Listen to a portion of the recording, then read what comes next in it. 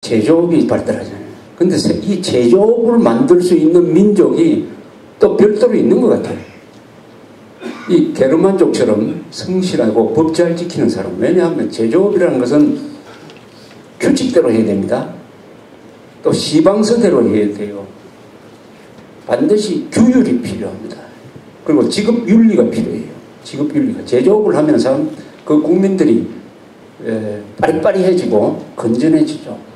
그런 점에서 이 한국은 제조업이 발달 안 하게 되어 있는 나라라고 해요. 무슨 제조업의 역사가 없으니까 산업공상이라고 그래가지고 뭐 물건 만드는 사람하고 장사하는 사람을 멸시하니까 누가 하려고 그러겠습니까? 그런데 어떻게 이렇게 굉장한 제조업을 만들었느냐. 이거 외국에서 연구 사례입니다. 일본이 제조업을 발전시킨 것은 이해를 합니다. 왜냐?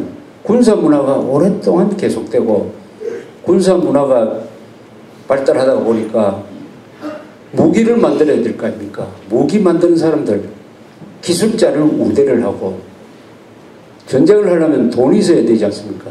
돈 버는 사람을 우대를 했다.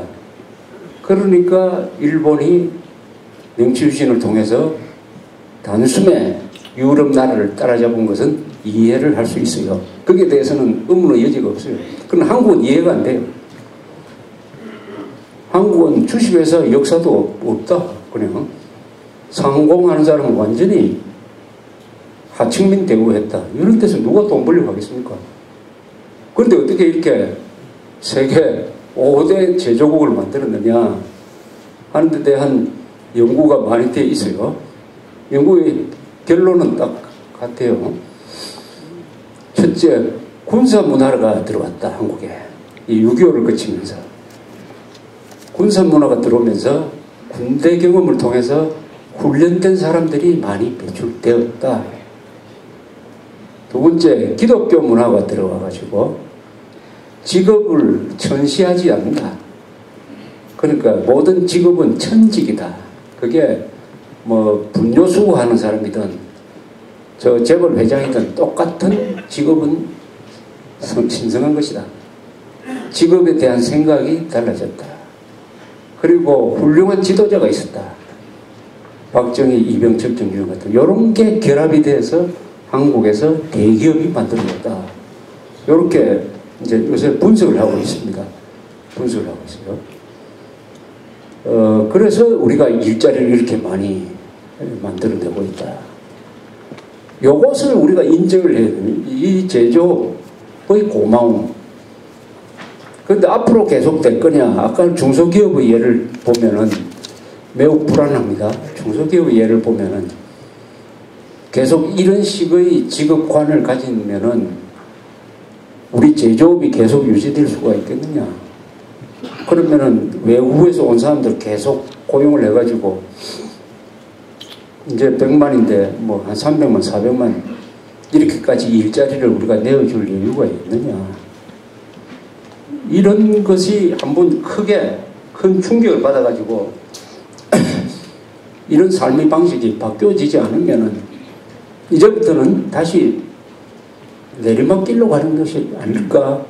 지금 우리가 누리고 있는 이 생활 수준이 우리 역사상 최고를 기록하고 이제는 내려가는 게 아닐까? 이미 피크에 도달한 게 아닐까? 하는 불안감이 저는 요새 아주 절실하게 느껴져요. 그래서 여러 책을 보면서 외국에도 이런 경우가 있었느냐 하는 그 사례를 자꾸 찾아보는데 아직도 모르겠어요. 오늘날의 대한민국이 피크에 달했는지 안 했느냐. 그러나 내년 선거를 보면 알 겁니다. 내년 선거에 종북 정권을 다시 우리가 뽑는다면 분명히 대한민국은 2012년을 피크로 해서 내려갈 거예요. 내려갑니다. 물론 역사라는 것은 내려가다가 다시 올라옵니다. 그냥 그대로 내려가는 경우보다는 다시 올라오는 경우. 그러나 내려가는 기간이 얼마가 될 거냐. 그 기간 사이에 내려가는 사이에 여기 계신 분들이 다 돌아가시고 하면 어떻게 되느냐. 내려가는 기간이 길 때 그런 것도 앞으로 각오를 하셔야 돼요. 그런데 위대한 인물들의 마지막 걸 보면은 이 마음 편하게 돌아가신 사람이 별로 없다는 걸 알 수가 있습니다. 박정희 대통령이 1969년에 총 맞아 죽을 때 마음 편했겠어요? 한국의 미래가 어떻게 되냐. 이병철 씨가 1987년에 돌아가셨는데 삼성전자가 이건 너무 전자에 투자를 많이 해가지고 이 회사 어떻게 될까? 아마 이런 불안감을 가지고 돌아가실 것이라고 생각합니다.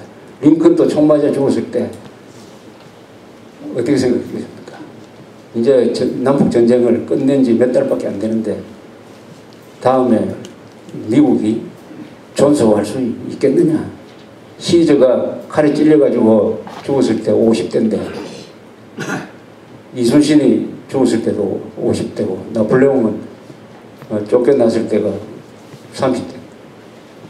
이렇게 생각을 하면은 이게 너무 미래까지 우리의 몫이라고 생각해가지고 걱정해주는 것도 이 한계가 있습니다. 여기서 지금 오늘 논의되는 것은 거의 대부분 20대, 30대의 미래에 대한 걱정을 우리가 대신해주고 있습니다, 지금. 우리가 대신해주고.